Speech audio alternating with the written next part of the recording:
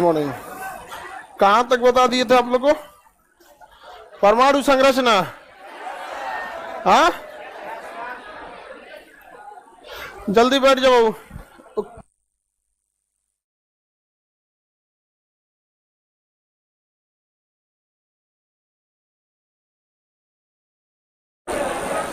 परमाणु संरचना समझा दिए थे। गर्ल्स लोग बैठ जाओ जल्दी।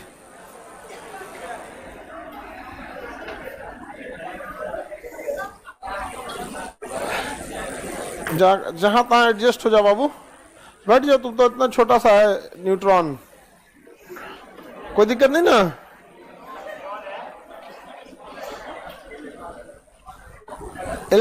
परमाणु संरचना के बारे में थोड़ा बहुत बताए थे हम आप लोग को। इलेक्ट्रॉन प्रोटॉन की खोज वगैरह कौन किया था।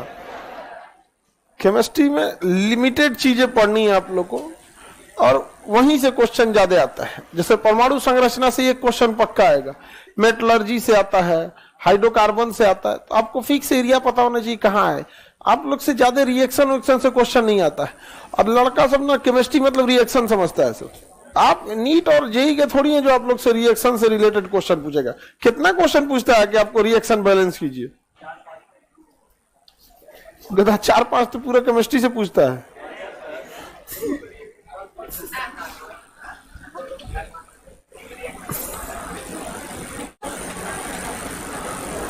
एमडी अब्दुल आपसे मिलना है, नौकरी लेके आओ, मिल लो। ऐसे सोचोगे कि छुट्टा सांड की तरह घूम रहे हो, मिल लोगे तो नहीं होगा। अब तो नौकरी वाले इतने मिल हो गए कि अब उनको करना पड़ता कि बाबू अब तो तुम खाली टाइम के बीच में आया करो। हर डिपार्टमेंट में ही हो गया। अब जैसे जिसको 2020-21 बैच का था उसको तो अब ज्वाइनिंग लिया है। दो चीज होता है, एक होता है कि ज्वाइनिंग रिजल्ट अलग चीज हो गया, ज्वाइनिंग अलग हो गया, ट्रेनिंग के बाद फाइनल प्लेसमेंट वो अलग हो गया यहाँ पे। तो जो 20 वाले थे सब बैच के, उनका ट्रेनिंग खत्म होकर अब निकल रहे हैं। जो 21 वाले हैं वो रिजल्ट लेके आ रहे हैं। अब कुछ है जिनका मतलब अब ज्वाइनिंग वगैरह आ रहा है। तो कई टाइप के विद्यार्थी हो गए। तो आप लोग को भी अगर आना है तो कोई बात नहीं, ये स्टेज आपके लिए है। लेकिन यहाँ वही आ सकता है जिसका क्या हुआ नौकरी, नहीं तो यहाँ खौराइल उराइल का कोई जगह नहीं है। आपको लगेगा यहाँ आके नाच गा दीजिएगा तो नहीं। एगो कोरी सर हम नाचना चाहते हैं। आप किससे कह रही थी? ठीक हुआ हम लोग से कही, सर से नहीं कही, ना तो इसके बाद ना नाच पाती। यहाँ नाचेगा जी कोई आके? हद है। यहाँ पे तपस्या करने के बाद लड़के आते हैं नौकरी लेके, यहाँ आके नाचेंगे ले हैं।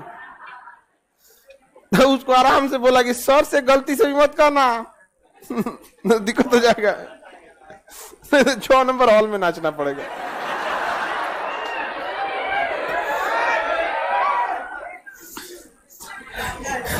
ये जगह नौकरी वालों के लिए, ठीक है? रख दो बाबू मोबाइल वाले, गधा रख दो। हाँ देखिए, सब लोग को पीडीएफ अपलोड हो जाएगा। अपलोड हो गया होगा पीडीएफ। आप लोग देखिएगा। मोबाइल वाले लोग जो एप्लीकेशन वाले नए लड़के ना, वो लोग खदाने लगते हैं। पीडीएफ एक बार में आप भी व्हाट्सएप पे मैसेज भेजिए 50 आदमी को, तो थोड़ा सा टाइम लग जाता है जाने में। वैसे आप लोग के पास पीडीएफ में भी समस्या हो जाती है कभी कभी। अब हम लोग परमाणु संरचना के बारे में क्वेश्चन देखते हैं। आप लोग पैरेलली वेबसाइट का यूज किया कीजिएगा। वेबसाइट जो है उसका आपका फ्री ऑफ कॉस्ट है। वेबसाइट पर आप जाइएगा ऊपर 3 डॉट पे, तो वहां आपके लायक बहुत सारी चीजें मिलेंगी। मेंस वालों के लिए आंसर राइटिंग मिलेगी, क्यूज मिलेगा, एनसीईआरटी की पूरी की बुक्स मिलेगी। एनसीईआरटी की बुक्स के अलावा आपको शुभम गुप्ता सर पूरा एनसीईआरटी आराम से पढ़ाएंगे। एकदम ऐसा पढ़ाते जैसे लगता है आपको ना पढ़ा नहीं रहे, खिला रहे हैं आप एकदम बढ़िया से। ले बबुआ तो ज्योग्राफी को क्लास 6 का ले एकदम। और आपको ना उतना मेहनत से एनसीईआरटी पूरी इंडिया में नहीं पढ़ाया जाएगा, और जबकि हम लोग ने उसको फ्री ऑफ कॉस्ट दिया। जिसको लोग कहते हैं ना एनसीईआरटी, जिसका एनसीईआरटी पे कमांड है ना, देखिए एनसीईआरटी में एक राइटर एनसीईआरटी को नहीं लिखता है, कम से कम 10 से 15 राइटर मिलके एक एनसीईआरटी की बुक लिखते हैं। उसका प्रूफ रीडिंग अलग है, इमेज का अलग है। उसमें क्या है ना कि जैसे कोई टीचर लिख दिए क्षोभ मंडल या वायुमंडल लिख दिया तो 3-4 टीचर लिखेंगे। उसके बाद इमेज डिपार्टमेंट अलग है, उसमें कौन सा इमेज कैसा डालना है वो उस हिसाब से करता है। तो बहुत अच्छी किताब है। आप किसी डॉक्टर से पूछिएगा जो एम्स का हो या नीट के थ्रू गया हो, एक किताब बोल दो तो सीधा यही कहेगा एनसीईआरटी। अगर एनसीईआरटी है तो आपको किसी कोचिंग की जरूरत नहीं है। आजकल कोचिंग थोड़ा सा एक फैशन भी बन गया है और एक थोड़ा सा मजबूरी भी बन गई है, दोनों आप कह सकते हैं, बीच का रास्ता। वैसे यूपीएससी में जिस लड़के से आप कहिएगा कि यूपीएससी के लिए कोई एक किताब कहिएगा तो सबसे पहले अगर कोई किताब कहेगा तो एनसीईआरटी। उसको हम लोग ने सबसे बेस्ट फैकल्टी के साथ और फ्री ऑफ कॉस्ट दिए, उसको आप लोग यूटिलाइज करेंगे। लोग जो नए लड़के हैं वो कोशिश कीजिए कि पहले फाउंडेशन खत्म कर दे। नए लड़के गलती से उधर मत जाइएगा, वरना उधर के बाद आप कहीं के नहीं रहेंगे। हम जो ये वाला जो हम आपको फाउंडेशन पढ़ाते हैं, ये नए लड़के या सबको ये डेवलपमेंट दे देता है, दिमाग में आप लोग को इतना क्षमता दे देता है कि आप पता कर सकते हैं कि हमें क्या पहले पढ़ना है और क्या नहीं पढ़ना है। और डायरेक्टिव उसमें जाएंगे तो दिक्कत आ जाएगा। बाकी हमारा काम आप सब लोगों को एक, जैसे इंडियन रेलवे में जाएंगे, एक स्टेशन है मुगल सराय, जिसका नाम अभी दीनदयाल उपाध्याय हो गया। मुगल सराय से पूरी इंडिया के जहां तहां का ट्रेन पकड़िए, समझ जाएगा वो जंक्शन पॉइंट है, वहां से हर जगह की ट्रेन खोल देता है। तो वैसे ही हम आप लोग को ले जाके मुगल सराय में छोड़ देंगे। आप अगर बहुत क्रीम लेवल के होंगे तो यूपीएससी वाले में ढकेल देंगे, थोड़ा नॉर्मल होंगे तो स्टेट पीसीएस, बीपीएससी, एमपीपीएस उधर ढकेल देंगे। हर जगह आप लोग का वो मेंटेन हो जाएगा।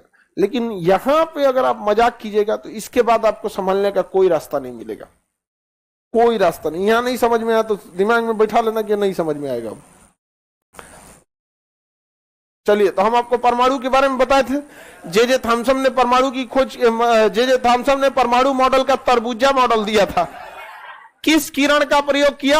अल्फा की। ज्यादातर किरणें पार हो गए, जो नाभिक के पास से गुजरी वो विचलित हो गए, डाइवर्ट हो गए, और जो नाभिक से टकराई वो लौट, वो क्या हो गई? लौट।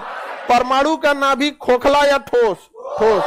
परमाणु का बाकी भाग नाभिक धनात्मक या ऋणात्मक? धनात्मक। नाभिक में धनावेश का कारण न्यूट्रॉन या प्रोटॉन? न्यूट्रॉन पे कौन सा चार्ज? जीरो। बाहर में क्या पाया जाएगा? इलेक्ट्रॉन। इलेक्ट्रॉन पे कौन सा चार्ज? निगेटिव। क्या होता है? निगेटिव। चलिए बाबू, अब ध्यान से देखते हैं।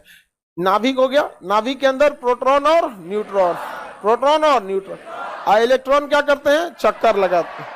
इलेक्ट्रॉन बाहर में चक्कर लगाते हैं। सब इलेक्ट्रॉन का काम है बाहर में क्या करना? चक्कर लगाना। परमाणु का अधिकांश भाग क्या होता है? खोखला होता है। परमाणु का अधिकांश भाग खोखला। देखिए, प्रोटॉन पर पॉजिटिव चार्ज, न्यूट्रॉन पे कोई चार्ज नहीं होता, कोई भी चार्ज नहीं होता है। समझ में गया? इलेक्ट्रॉन पे कैसा चार्ज होता है? निगेटिव चार्ज, निगेटिव चार्ज होता है। अब ये इलेक्ट्रॉन बाहर में क्या करता है? चक्कर लगाते रहता है। इलेक्ट्रॉन क्या करेगा? बाहर में चक्कर लगाते रहता है। अब देखिए, ध्यान से आगे बढ़ते हैं। यहाँ पे इलेक्ट्रॉन बाहर में चक्कर लगा रहा है। इलेक्ट्रॉन ऐसे ऐसे क्या कर रहा है? चक्कर लगा। इसका सिद्धांत कई लोगों ने दिया था। सबसे पहले परमाणु मॉडल डाल्टन है। डाल्टन ने कहा परमाणु तोड़ा नहीं जा सकता। बाद में देखा गया कि परमाणु के अंदर क्या है? इलेक्ट्रॉन है, प्रोटॉन है, न्यूट्रॉन है। तो इलेक्ट्रॉन पर ये तीनों चीज को मिला देंगे तो क्या बन जाएगा? परमाणु। ये तीनों चीज को मिलाते हैं तो परमाणु। तो कुछ लोग कहते हैं कि परमाणु तोड़ा नहीं जा सकता। तो परमाणु तोड़ा जा सकता है, लेकिन तोड़ने के बाद वो किसी काम लायक नहीं बचेगा, किसी काम लायक नहीं बचे, क्योंकि अकेले इलेक्ट्रॉन कुछ नहीं करेगा, अकेले प्रोटॉन कुछ नहीं करेगा, अकेले न्यूट्रॉन कुछ नहीं कर सकता। तो ये तीनों का कम से कम एक साथ होना जरूरी है। तो परमाणु सबसे छोटा कण नहीं है, याद रखिएगा। परमाणु सबसे छोटा कण नहीं है। देखिए, तो सबसे छोटा कण है परमाणु। परमाणु के अंदर इलेक्ट्रॉन, परमाणु के अंदर न्यूट्रॉन, परमाणु के अंदर प्रोटॉन। तो परमाणु सबसे छोटा कण नहीं है, लेकिन सबसे छोटी इकाई है। इकाई उसे कहा जाता है, यूनिट उसे कहा जाता है जो अपना काम कर सके, जो अपना कंप्लीट काम को कर सके। समझ में आ गया कि नहीं आ गया? तो सबसे छोटी इकाई परमाणु, क्योंकि इसमें कितने चीजें? तीन। जो स्टेबल रह सके वही इकाई है। देखिए, प्रोटॉन पॉजिटिव है, इलेक्ट्रॉन को खींच रहा है, वो चक्कर लगाते रहेगा, अस्थायी रूप से क्या रहेगा? पड़ा रहेगा। तो सबसे छोटा कण परमाणु है। हाँ, क्या है? इकाई।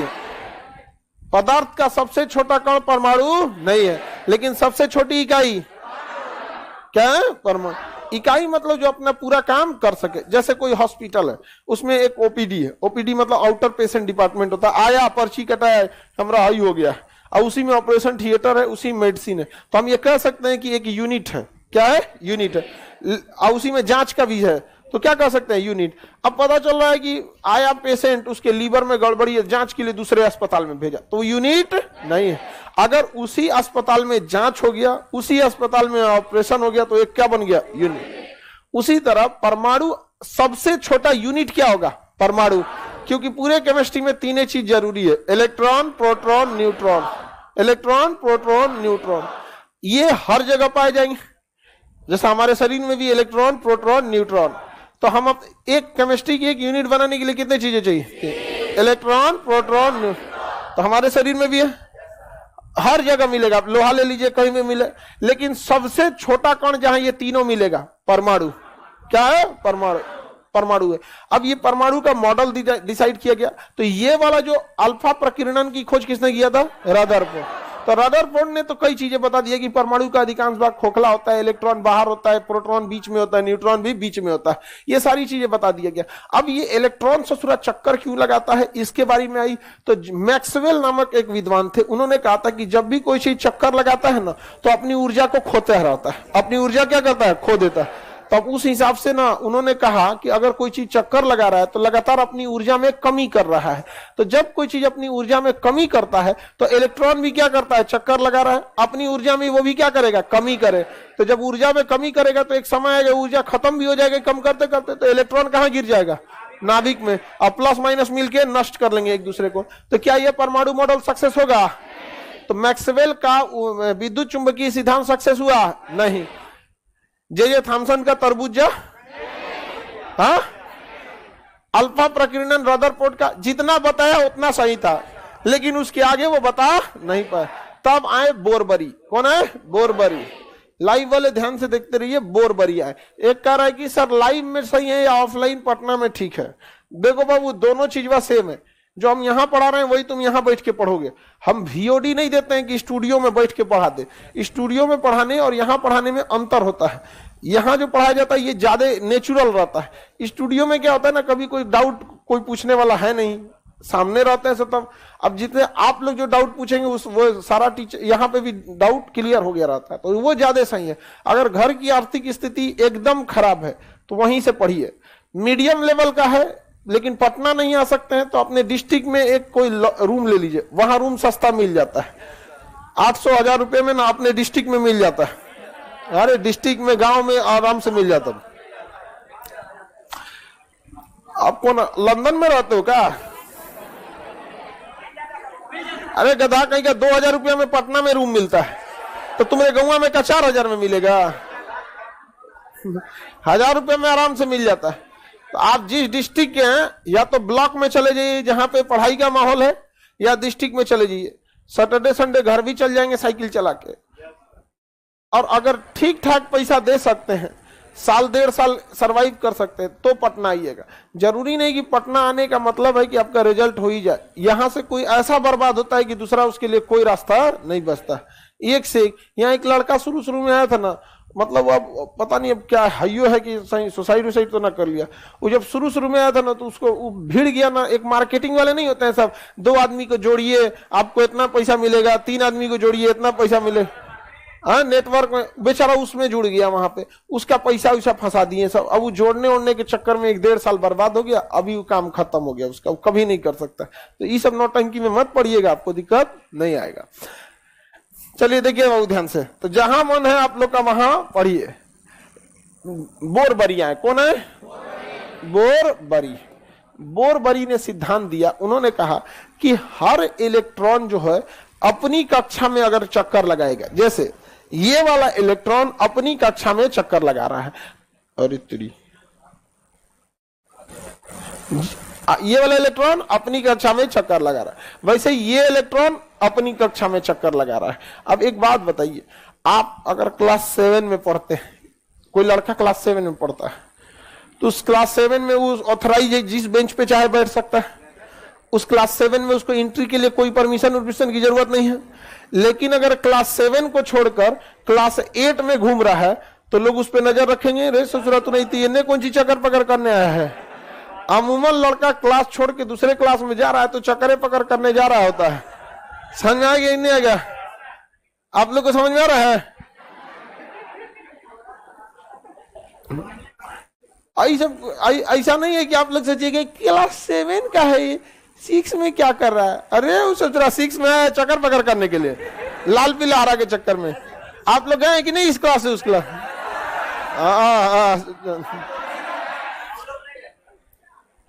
तो समझिए ध्यान से। अब अगर कोई इलेक्ट्रॉन अपनी खुद की कक्षा में चक्कर लगा रहा है तो मैक्सवेल के सिद्धांत के अनुसार वह ऊर्जा को लॉस नहीं करेगा। जबकि मैक्सवेल ने कहा था कि अपनी कक्षा में भी ऊर्जा को क्या करना पड़ेगा, लॉस।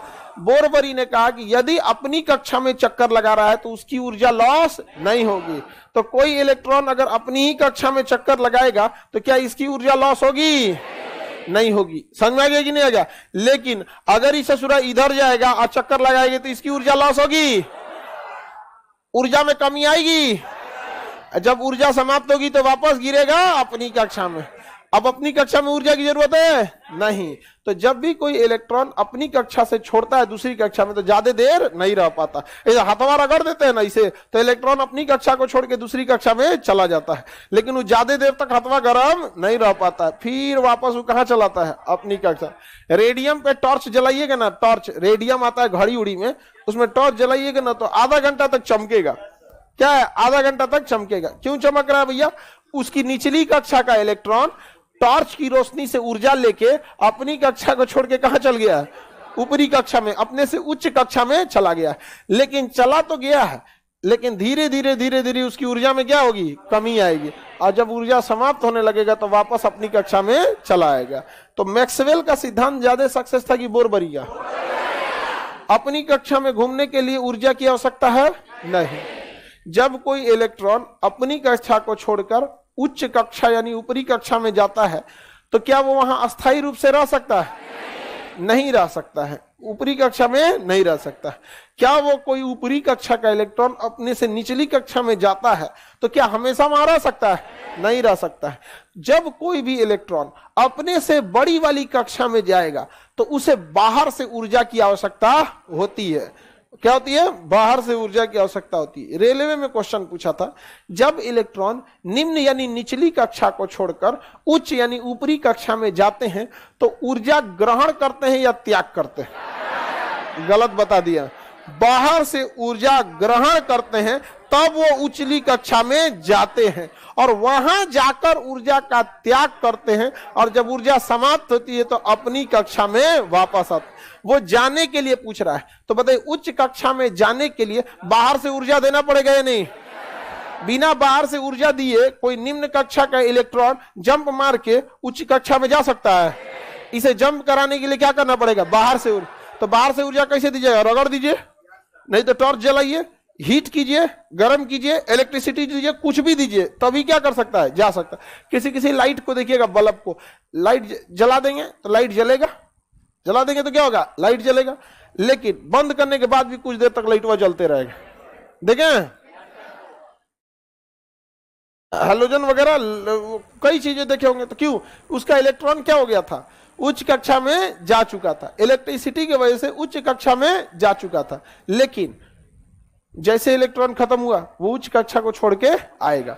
बताइए निम्न कक्षा से अगर उच्च कक्षा में जाना चाहते हैं तो इलेक्ट्रॉन को ऊर्जा बाहर से ग्रहण करना पड़ेगा या अपनी ऊर्जा त्यागना पड़ेगा? हाँ, बाहर से ऊर्जा ग्रहण।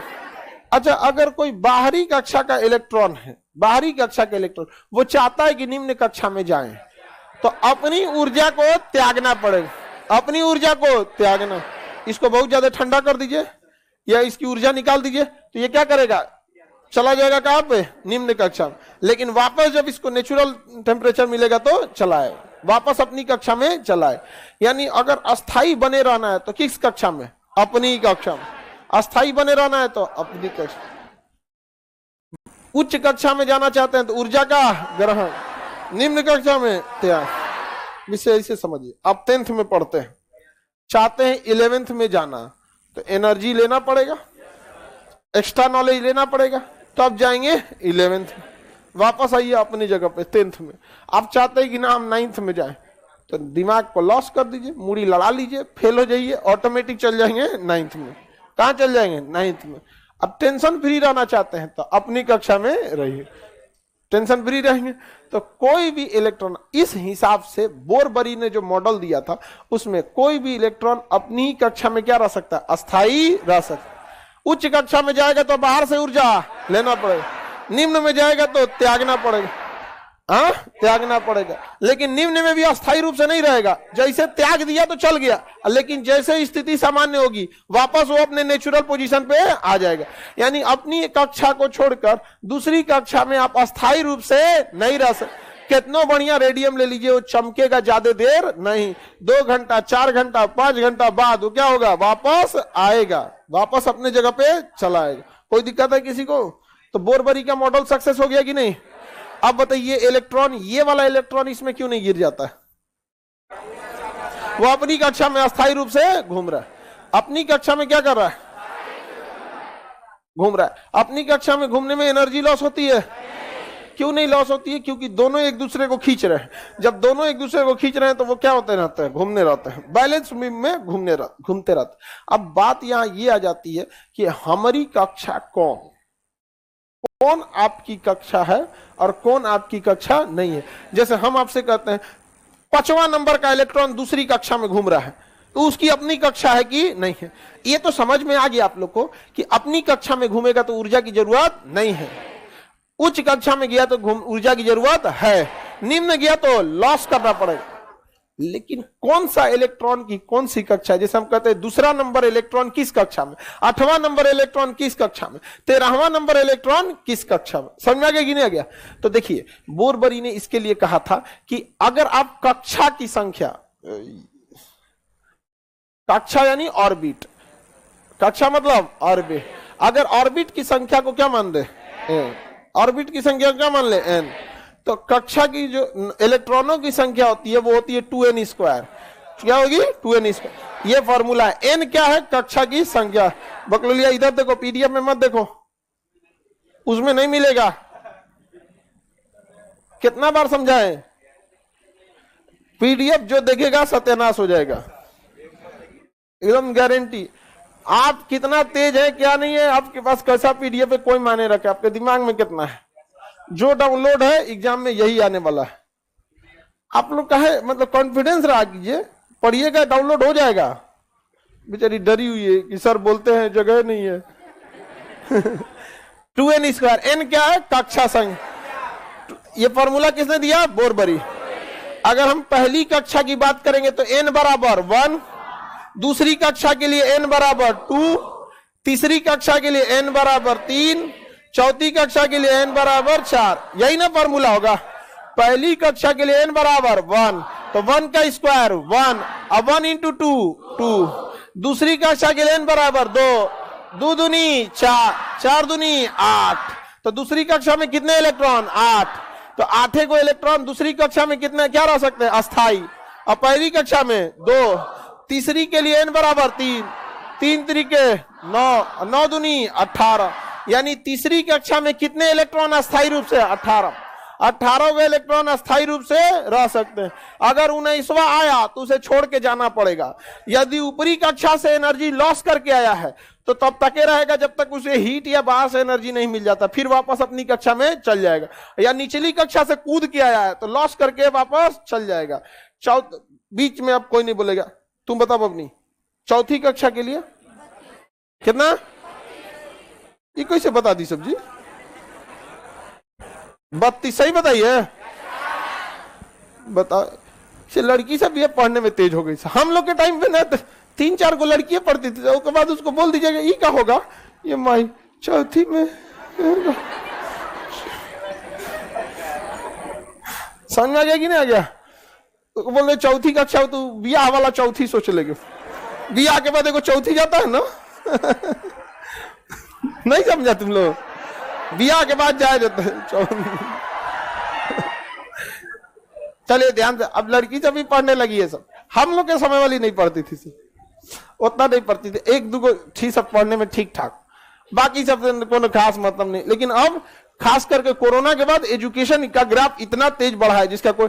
अच्छा संडे के दिन एक पत्रकार भाई मिल गया हमको, हाँ ना, इसी कल है। हाँ, अब नेशनल लेवल का था।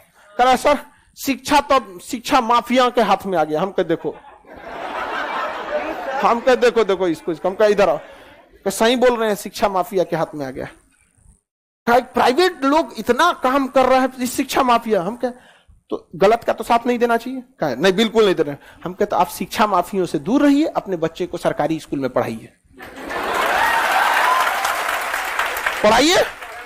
कहा कि ना सरकारी में पढ़ाई नहीं। तुम कह सोचो सरकारी में तुम कह रहा है पढ़ाई नहीं होता है, जो पढ़ा रहा है उसको तुम शिक्षा माफिया कह रहा है, तो घरे बैठा के पढ़ाओ, घरे बैठा के पढ़ाओ, झाल बजाएगा बड़ा होके।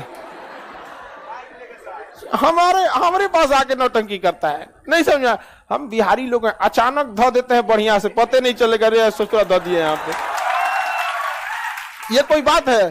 अरे जैसे हम हैं अकेले, हम तो नहीं है इंडिया में, लेकिन हमारे जैसे हजारों की संख्या में प्राइवेट शिक्षक जो बचा के रखे, वरना सरकारी स्कूल के भरोसे तो डॉक्टर इंजेक्शन लगा देगा अटेंडेंट को, बाद में पूछेगा कि अरे मरीज ये था।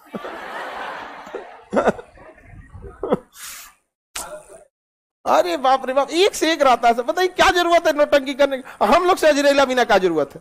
हम लोग को नेता है लोग कि गोलमोल जवाब देंगे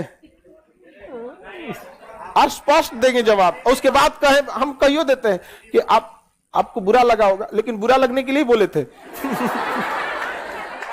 अगर बुरा लगने के लिए बोल रहे हैं, आप बुरा ना लगे तो फिर तो बातें क्या, बेकार है बात है। हम किसी की इज्जत उतना ही कर सकते जितना वो हमारी इज्जत करे।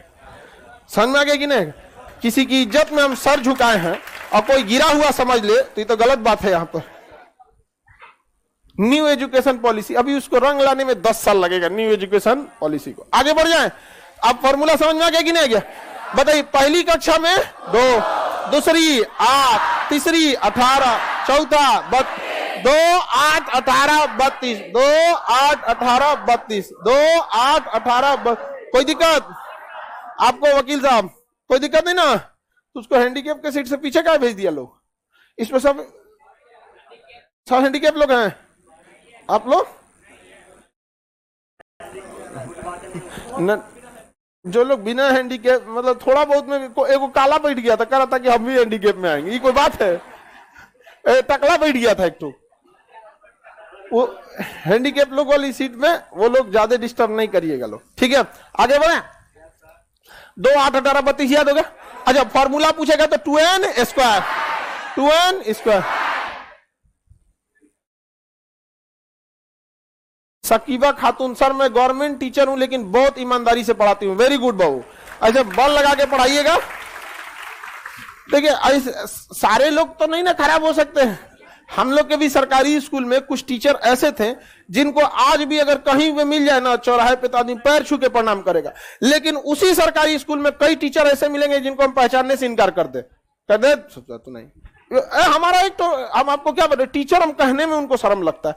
वो लैब, मतलब उन लैब हेड थे, और ना जो स्पिरिट आता था, हम लोग केमिस्ट्री का लैब होता है ना, उसमें आप मिट्टी तेल से आप आग नहीं लगाएंगे क्योंकि वो धुआं देता है और काला हो जाएगा इंस्ट्रूमेंट, तो स्पिरिट से आग लगाइए। उसे थोड़ा पी जाता था स्पिरिट, वह पियक्कर था पूरा। हाँ आएगा लैब में, और जब लैब खोलेगा ना तो सारे लड़का को समझ में आ गया कि पढ़ाने के लिए लैब नहीं खोल रहा है। जाके वहां पे लैब आएगा, पी जाएगा। वहां पे 8 या 10 लीटर साल में लैब वो आता है, स्पिरिट जाएगा डेली, उसमें से खोलेगा 2 ढक्कन टन। बताइए, तो ऐसा थोड़ी होता है, एक से एक बैल होता है सब। आगे बढ़ जाए, 2n स्क्वायर पे बना सकते हैं। बताइए तो, अगर तीसरा नंबर का इलेक्ट्रॉन पहली कक्षा में घूम रहा है तो क्या वो अस्थायी रूप से रहेगा? वापस वो अपनी कक्षा में जाएगा। किस कक्षा में जाएगा? दूसरी में। किस में जाएगा? दूसरी में, क्योंकि पहला में तो बस पहला दूसरा नंबर इलेक्ट्रॉन रहता है। तीसरा यानी आया है उधर से, तीसरा कहां से आया? उधर से, वापस चला जाएगा उसमें। तो बताइए, जो मैक्सवेल का सिद्धांत सक्सेस हुआ? नहीं। वो कहा था कि कहीं घूमोगे तो ऊर्जा का लॉस होगा। अपनी कक्षा में लॉस होता है। उच्च कक्षा में जाने के लिए ऊर्जा का ग्रहण, निम्न कक्षा में जाने के क्या करना पड़ेगा? त्याग करना पड़ेगा। कोई दिक्कत है किसी को? अपनी कक्षा में ऊर्जा के लिए त्याग नहीं करना। अपनी कक्षा के लिए फॉर्मूला क्या हो जाएगा? 2n स्क्वायर, जहां n क्या है? कक्षा की संख्या। पहली कक्षा में 2, 8, 18, 32, 2, 8, 18, 32। उसी हिसाब से आप 5वीं कक्षा के निकले, 5 बचे स्क्वायर 50, कितना हो जाएगा? 50। 2n² में पांचवी कक्षा के लिए n बराबर 5, 5 बचे 25 दूनी 50, 5 का स्क्वायर 25, 25 दूनी 50। समझ में आ गया कि नहीं आ गया? किसी को कोई दिक्कत नहीं है? अब आगे बढ़ जाते हैं। देखिए ध्यान से, परमाणु का अधिकांश भाग क्या होता है? खोखला होता है। परमाणु का अधिकांश भाग खोखला होता है। केंद्र में प्रोटॉन और न्यूट्रॉन होते हैं सब अंदर। अब इलेक्ट्रॉन बाहर क्या करते हैं? क्या लगा रहे हैं बाबू? चक्कर लगा रहा है। इलेक्ट्रॉन बाहर चक्कर लगाता है। फॉर्मूला इलेक्ट्रॉनों की संख्या के लिए 2n², 2n² हो जाएगा। किसी को कोई दिक्कत नहीं ना? अब देखिए, नाभिक जो होता है ना, नाभिक को न्यूक्लियस कहते हैं और इसके अंदर पाए जाने वाले कण को न्यूक्लियन कहेंगे। क्या कहेंगे? न्यूक्लियन। क्या कहेंगे? न्यूक्लियन। क्या कहेंगे? न्यूक्लियन कहेंगे। क्या कहेंगे? न्यूक्लियन। न्यूक्लियन में क्या क्या पाया जाएगा? प्रोटॉन और न्यूट्रॉन। इसमें इलेक्ट्रॉन नहीं पाया जाएगा। क्वेश्चन कहेगा इनमें से कौन सा न्यूक्लियन नहीं है? ऑप्शन सी लगा दीजिएगा, इलेक्ट्रॉन। क्या लगा देंगे? इलेक्ट्रॉन। इलेक्ट्रॉन न्यूक्लियन में नहीं आता। किस में आता है? परमाणु में। किस में आएगा? परमाणु। परमाणु में एक परमाणु आ गया और उसका केंद्र हो गया। केंद्र के अंदर पाए जाने वाले कण को क्या कहेंगे? न्यूक्लियन। तो प्रोटॉन और न्यूट्रॉन क्या है? न्यूक्लियन। हालांकि किसी भी परमाणु में देखेंगे आपको 3 चीज पक्का मिलेगा, इलेक्ट्रॉन, प्रोटॉन और न्यूट्रॉन। अतः इन 3 कण को हम अस्थाई कण कहते हैं। क्या कहेंगे? अस्थाई। इसके अलावे भी मिलते हैं सब, पॉजिट्रॉन, न्यूट्रिनो, मेसान, पाई मेसान, बोसान, ये चीजें मिलते हैं। लेकिन वो किसी में मिलेगा, किसी में नहीं मिलेगा। तो परमाणु के कण 2 टाइप की हो जाएंगे, अस्थाई और अस्थाई। अस्थाई और बोसान क्या है? Positron, neutrino, anti neutrino. अस्थाई में इलेक्ट्रॉन, प्रोटॉन, न्यूट्रॉन। न्यूक्लियन में प्रोटॉन और न्यूट्रॉन होते हैं। किसी को कोई दिक्कत नहीं है? हम अस्थाई पहले पढ़ लेते हैं। देखिए, अस्थाई और अस्थाई, बोसॉन किस में आएगा?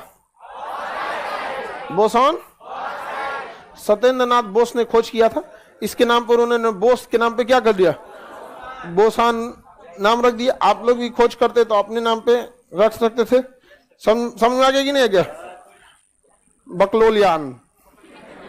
अपना खोज कीजिए, एक अस्थाई कण दीजिए, बकलोलियान। किसी को दिक्कत नहीं?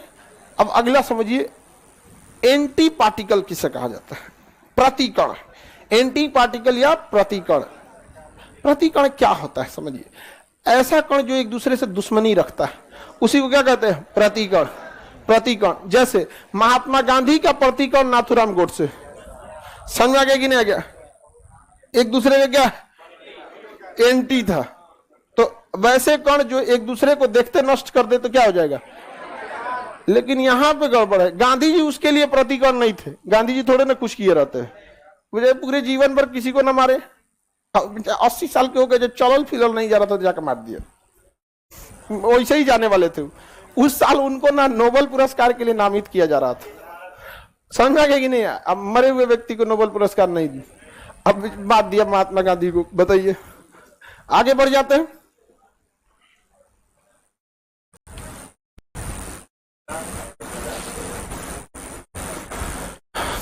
किसी को कोई दिक्कत नहीं? सर मैं गरीब बच्चों को फ्री में ट्यूशन पढ़ाता हूँ। वेरी गुड बाबू, पढ़ाते रहिए। जो दूसरे को मेहंदी लगाता है उसका हाथ खुद लाल हो जाता है। पढ़ाते रहिएगा, आपको कभी नहीं भूलेगा। अगल बगल में एंटी पार्टिकल क्या हो जाते हैं? जो एक दूसरे को डिस्ट्रॉय कर लेते हैं, क्या कहलाते हैं? Anti particle. जैसे इलेक्ट्रॉन एक निगेटिव चार्ज। इलेक्ट्रॉन क्या है? निगेटिव। एक इलेक्ट्रॉन के ही भाई होता है जिसका नाम है पॉजिट्रॉन। क्या नाम है? पॉजिट्रॉन। जितना पावरफुल इलेक्ट्रॉन का चार्ज निगेटिव में, उतना ही पावरफुल पॉजिट्रॉन का चार्ज पॉजिटिव में। समझ में आ गया कि नहीं? अब अगर ये दोनों एक दूसरे को मिलेंगे तो आपस में क्या कर लेंगे? नष्ट कर लेंगे। क्या कर लेंगे? नष्ट कर लेंगे। समझ में आ गया कि नहीं आ गया? यहाँ पे तो एक दूसरे को नष्ट करने वाले को क्या कहते हैं? प्रतिकण। क्या कहेंगे? प्रतिकण। Anti particle, प्रतिकण। प्रतिकण। प्रतिकण के रूप में इलेक्ट्रॉन का प्रतिकण, इलेक्ट्रॉन का प्रतिकण पॉजिट्रॉन। क्या होता है? पॉजिट्रॉन। तीनों चीज समझ में आ गया? न्यूक्लियन में क्या कहेंगे? प्रोटॉन और न्यूट्रॉन। अस्थाई कण, हाँ electron proton neutron, electron proton neutron, अस्थाई में जितना मिले बाकी सब इसमें डाल दीजिएगा। देखिए बाबू, आपको अस्थाई कण में आपको पहला पता है इलेक्ट्रॉन, पता है कि नहीं? इलेक्ट्रॉन, इलेक्ट्रॉन के बाद प्रोटॉन, प्रोटॉन का न्यूट्रॉन, न्यूट्रॉन। इन तीनों की खोजकर्ता भी आपको पता है, वो सब चीजें आपको तो याद रहेगी खोजकर्ता वगैरह में। यहाँ पे इलेक्ट्रॉन पॉजिटिव या निगेटिव? प्रोटॉन, न्यूट्रॉन, कोई चार्ज होता है? कोई चार्ज नहीं होता। इसका जो भार होता है 9.1 इंटू 10⁻³ kg, -31 kg। माइनस में जितना पावर हो ना उतना जीरो से भाग देना है। जैसे 1 kg हम लिखें, जैसे तो 1 kg है, ठीक है, 1 kg तो आपको पता होगा, लेकिन हम कह देते हैं कि किसी चीज का भार जो है 10⁻² kg है। इसका मतलब सबसे पहले आपको 1 kg लेना है, और 10 के पावर कितना जीरो है? 2 है, तो 100 से भाग देना है। क्या करना है? 100 से। बताइए कितना केजी का बचेगा? 1 kg में 100 से भाग देंगे तो सुझाव का पूरा पावर खत्म हो जाएगा, बचबे करेगा कुछ? 1 kg लेके उसका 100 टुकड़ा करिएगा तो क्या बचेगा? कुछ नहीं। अगर हम कह दें किसी वस्तु का भार 10 के पावर -5 है, तो उसको कितना जीरो वाले से भाग देना होगा? 5 जीरो। 1 1 2 3 4 5, 1 लाख से भाग देना पड़ेगा। तो अगर किसी चीज को कह दे कि उसका भार 10 के पावर -5 kg है, तब उसका भार कुछ है। अब सोचिए ना, 1 kg लीजिएगा, उसका 1 लाख टुकड़ा कीजिएगा, उसका एक टुकड़वा का वजन कीजिए, क्या मतलब बनेगा? हाँ, किसी वस्तु का भार हम बताते हैं कि 10 के पावर -7 है, तो कितना जीरो से? 7। हाँ, 1 करोड़ से भाग देना पड़ेगा। उसका वजन कुछ समझ में आएगा? नहीं ना समझ में आएगा। किसी वस्तु का भार 10 के पावर -20 है, तो कै गो जीरो? हाँ, 20 को जीरो देना पड़ेगा। 20 को हुआ कि नहीं जी? 1 2 3 4। अब 1 kg लीजिए और उसमें इतना से भाग दीजिए, उसका भार कुछ समझ में आने वाला है जी? हाँ, इलेक्ट्रॉन का भार होता है सोचा 10 के पावर -31, -31, कै गो जीरो? और नीचे लेते चलते हैं। अरे बड़ी ज्यादा हो जाता है जी। हो गया?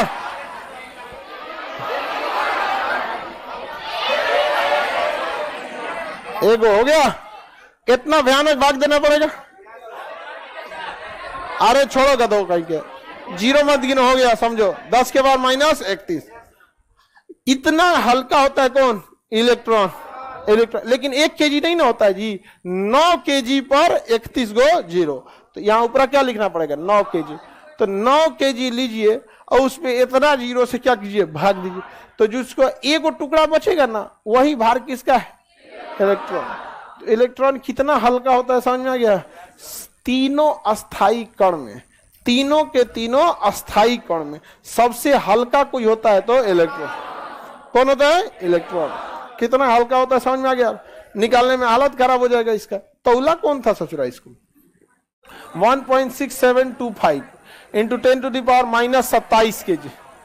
तो इसमें क्या को जीरो से भाग देना, और कितना में? 27 से, 1 से। वहां तो 9 से दिए थे ना, यहाँ 1 से। अब बताइए ध्यान से। हाँ, 67 होता है, 6725। अब ये बताइए गर्ल्स लोग में बताइएगा, उसके बाद हम आपको क्या चीज बोलता है ये? इतना कम वेट कैसे करते हैं लोग? उसका इंस्ट्रूमेंट आता है कम वेट का। ये बताइए आप लोग कि ज्यादा भारी इलेक्ट्रॉन है कि प्रोटॉन है? गर्ल्स लोग, गर्ल्स है तुम, इधर क्या कर रहा था? गर्ल्स लोग में बताइए ज्यादा भारी। हाँ, कितने लोग प्रोटॉन बोल रही है? इलेक्ट्रॉन कितने बोल रही है? ज्यादा भारी में इलेक्ट्रॉन कौन बोल रही है? ले, आप लोग कुछ नहीं बोल रही है। ज्यादा भारी ठीक है, ज्यादा भारी प्रोटॉन है। अरे इतना दिमाग थोड़ी लगा जाता है, इधर बाहर में जाइए 9 10, इधर इसको हटाइए। इस ससुरा का 31 टुकड़ा किया है और इसका 27 टुकड़ा किया है, तो भारी कौन रहेगा? 27 टुकड़ा वाला, क्योंकि इसका कम से कम बच गया 5 गो टुकड़ा भी यहाँ पे, एक तो 21 गो उड़ा दिया यहाँ पर, समझ में गया? 31 मारा इसका 27, तो ज्यादा भारी यही ना रहेगा, ये हल्का रहेगा। तो इलेक्ट्रॉन और प्रोटॉन में ज्यादा भारी। हाँ, अब आते हैं न्यूट्रॉन। 1.6748 into 10⁻⁻31 kg। और फिर 2 लिख दिए हैं, बोले 67 और 2 लिख दिए हैं। अरे दादा, मैं गलती लिख देते हैं। आप देखिए ध्यान से, इसमें बड़का दिक्कत आ जाएगा। काय के लिए 27 टुकड़ा इनका भी टुकड़ा है और 27 इनका भी टुकड़ा उड़ाया है। अब दिखने में दोनों क्या है? सेम। अब थोड़ा इधर देखना है, ये भी 1, ये भी 1, ये भी 6, ये भी 6, ये भी 7, ये भी 7, 2 4 5 8, ये वाला हो गया ज्यादा भारी, क्योंकि यहां से तो दोनों बराबर था, अभी भी दोनों बराबर चल रहा है। 1 1, दोनों में 6 6 7 7, ये 2 25 है, या 48 है, तो ये वाला भारी। यानी सबसे भारी कौन? न्यूट्रॉन। सबसे भारी, सबसे भारी, सबसे हल्का, सबसे हल्का इलेक्ट्रॉन होता है। समझ में आ गया कि नहीं आ गया? सबसे भारी, तो जो भारी रहता है वो एक जगह थौआ ऐसा बैठ जाता है, ज्यादा चक्कर पकड़ नहीं करता। तो बताइए, न्यूट्रॉन कोई चक्कर पकड़ करता है? उसके पर कोई चार्ज है? उसके बगल से कोई लाल पीला हरा गुजर जाए, कोई फर्क पड़ता है? कोई फर्क नहीं पड़ता है। भारी भी है तो अपने लॉज में भी देखिएगा, कुछ कुछ होगा सब एकदम थौआ बैठ जाएगा, कोई फर्क नहीं पड़ेगा। उसका वजन कैसा है? न्यूट्रॉन। सबसे भारी, सबसे कम गति न्यूट्रॉन। भारी है तो गति करेगा जी, सबसे कम गति न्यूट्रॉन, सबसे भारी न्यूट्रॉन, सबसे भारी। कौन चीज सोच रहा है गधा? तुम तो लिखने में परेशान है, पढ़ेगा कौन चीज? नहीं, तुम्हारे पीछे वाला। हाँ हाँ, टेंशन नहीं, उधर होशियार बन रहा है। हाँ, इंजीनियरिंग से लात खा के आया होगा। हाँ, इंजीनियरिंग से कोनो लात खा के आएगा सब ना, तो उधर फर्चीन बनेगा सब। आधा केमिस्ट्री निकलने के बाद समझ में आएगा कि सर जी ठीक है बोल रहे थे, यहाँ केमिस्ट्री का सिलेबस कुछ और है, वहां कुछ और है। जब तक आधा बीत चुका रहेगा, एकदम एक से एक होशियार रहेगा। सबसे भारी न्यूट्रॉन, सबसे कम गति न्यूट्रॉन, सबसे हल्का और सबसे तेज गति। कोई भी चीज हल्का रहेगा तो भागेगा दलदला के एकदम, और कोनो भारी चीज दौड़ पाएगा? जैसे ये सिंगल चेचिस वाला लड़का, ये बहुत तेज भागेगा लेकिन दूर तक भाग नहीं पाएगा, एनर्जी खत्म हो जाएगा इसका। समझ में गया कि नहीं? तुम काला सांड मत खड़ा होकर देखो। हाँ, एक तुम सफेद टी शर्ट पहन लेता है, बतासा में चिवटा। हाँ?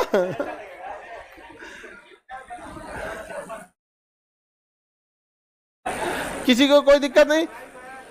तृप्ति वर्मा करिए सर, आपका क्लोन बना देना चाहिए। क्लोन एक के शरीर से दूसरे जैसे मिलते मिलते हो जाता है, क्लोन बन जाता है। क्लोन में समस्या आती है, माइंड कॉपी नहीं कर पाता है, उसका माइंड कॉपी नहीं हो पाता है। ये याद हो गया? खोजकर्ता बोलिए इसका J Thomson, J Thomson. Proton का गोल्ड स्टीन, इसका चैडविक। कौन है? चैडविक। ध्यान से देखिए, इलेक्ट्रॉन पे charge negative, proton neutron no charge. Electron की खोज थॉमसन, प्रोटॉन की। लेकिन क्वेश्चन कहेगा प्रोटॉन का नामकरण रदरफोर्ड, नाभिक की खोज रदर, परमाणु मॉडल बोरबरी, परमाणु मॉडल बोरबरी, अल्फा प्रकीर्णन रदरफोर्ड, नाभिक की खोज, प्रोटॉन का नामकरण रदर, प्रोटॉन की खोज गोल्ड स्टीन, न्यूट्रॉन की खोज चैडविक। भार देख लीजिए, अभी हम सबसे इंडिविजुअल पूछते हैं खड़ा होकर। भार देखिए ध्यान से इसको, भार हल्का भारी ना पूछेंगे, बकलोलवा कहीं का कर याद है सर, पूछिए ना कौन हल्का भारी यहाँ पे। हम नंबरवा पूछेंगे, न्यूमेरिकल वैल्यू 1.6725।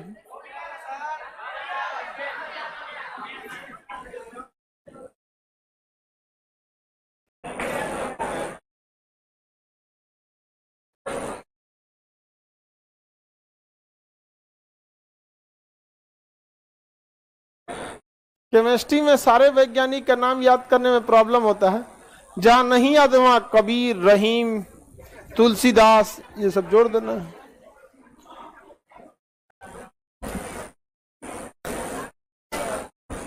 चलिए बाबू, सबसे हल्का इलेक्ट्रॉन का भार याद है कितना होता है? 9.1 into 10 to the power 31। 9.1 into 10 to the power minus 31। अरे प्लस 31 मत करना जी, ससुरा पृथ्वी का भार हो जाएगा, फिर तो ऊपर आ जाएगा वो जीरो जो नीचे भाग दे रहे थे ना। अगर पावरवा प्लस करेंगे तो ससुरा ऊपर चला आएगा, कहेगा किस में गुणा करना है आओ बताते हैं। अब माइनस करेंगे तो भाग देने के लिए नीचे उतर जाता है। कौन है रे? 9.1 into 10 to the power minus 1। Live में सबका सही है, आर्यन, राजू, सब लोगों का। किसी को दिक्कत है वो लिख ले इट्स मी, क्लास का नाम ले इट्स मी, ब्रैकेट में बौका लिख दो, यहां से एडिट हो सकता है। तुम कुछ भी करोगे डाटा तो हमारे ही पास आएगा, यहां से एडिट हो जाएगा। रंग बिरंगा नाम लिखेगा तो उसमें बौका छोड़ देंगे लोग। प्रोटॉन का भार बताइए।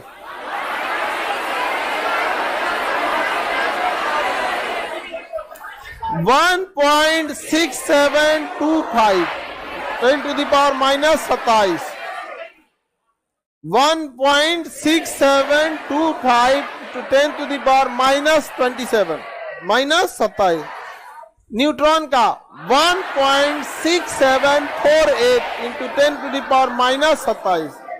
1.6748 into 10 to the power minus 27। किसी को दिक्कत? ये वाला जो भार है ना, ये वाला भार, इसी भार को हम लोग ना एक एवरेज भार मान लेते हैं, क्योंकि केमिस्ट्री में पाए जाने वाले अधिकांश जो कण होते हैं, छोटे कण, उनका भार इतना ही लगभग पाया जाता है। इसलिए इसे एटॉमिक मास यूनिट यानी AMU कहते हैं। क्या कहेंगे? AMU। यानी इसी भार को हम लोग क्या मान लेते हैं? औसत। तो बताइए, ये हम ये भी कह सकते हैं प्रोटॉन का भार इतना होता है, नहीं तो 1 AMU कह सकते हैं। इसका भार कहेंगे 1.6748 10 टू द माइनस 27, या ये कह सकते हैं 1 AMU हो सकता है, एटॉमिक मास यूनिट। लेकिन ये तो ससुरा इससे हल्का होता है। तो ये बताइए, इलेक्ट्रॉन का भार AMU बराबर होता है, उससे भी कम होता है? हाँ, उससे कम होता है। तो न्यूट्रॉन और प्रोटॉन के भार को हम औसत भार क्या कर देते हैं? मान कर देते, कंज्यूम कर लेते हैं कि भैया मान लो कि इतने, क्योंकि ज्यादातर छोटे कणों का भार इतना ही होता है, इसलिए उसे क्या कर लेते हैं? Atomic mass unit. क्वेश्चन पूछा था इनमें से किसका भार AMU के बराबर है? पॉजिट्रॉन, क्वेश्चन दिया था, सुनिए ध्यान से। Positron, electron, proton, nucleon. हाँ, प्रोटॉन।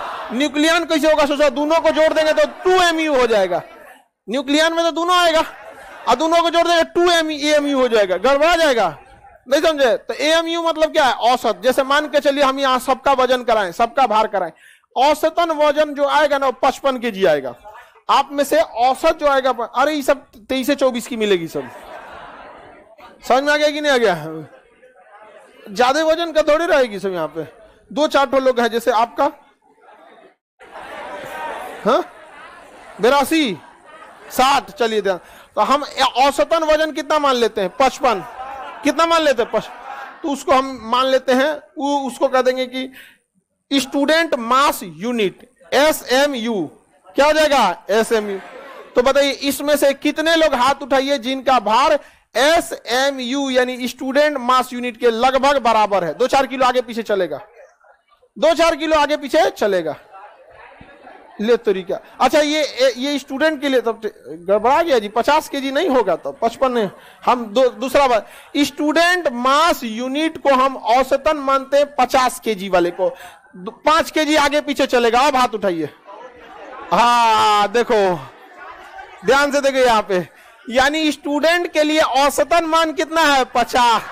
ज्यादा हाथ उठा कि नहीं उठा? तो हमको अलग अलग बताने से अच्छा रहेगा ना कि हम कह देते हैं कि देखो बाबू स्टूडेंट मास यूनिट हम 50 केजी मान लेते हैं, थोड़ा बहुत आगे पीछे होगा। जितने लोग SMU के अगल बगल में आते हैं वो लोग एक काम कर लीजिए कि आप क्या कर लीजिएगा, एक साइड हो जाइए, तो आराम से हो सकता है कि नहीं। उसी तरह ज्यादातर पदार्थों का द्रव्यमान जो था वो प्रोटॉन से मैच कर रहा था। अब प्रोटॉन से मैच कर रहा है तो ऑटोमेटिकली न्यूट्रॉन से भी मैच करेगा, क्योंकि ज्यादा का अंतर नहीं है। तो उसी को एटॉमिक मास यूनिट कहते हैं, AMU, atomic mass unit. Atomic mass unit परमाणु द्रव्यमान इकाई। समझ में आ गया कि नहीं आ गया? तो प्रोटॉन AMU के बराबर होता है, इलेक्ट्रॉन नहीं होता, AMU से छोटा होता है। आगे का क्लास कल समझ जाएंगे लोग, ठीक है।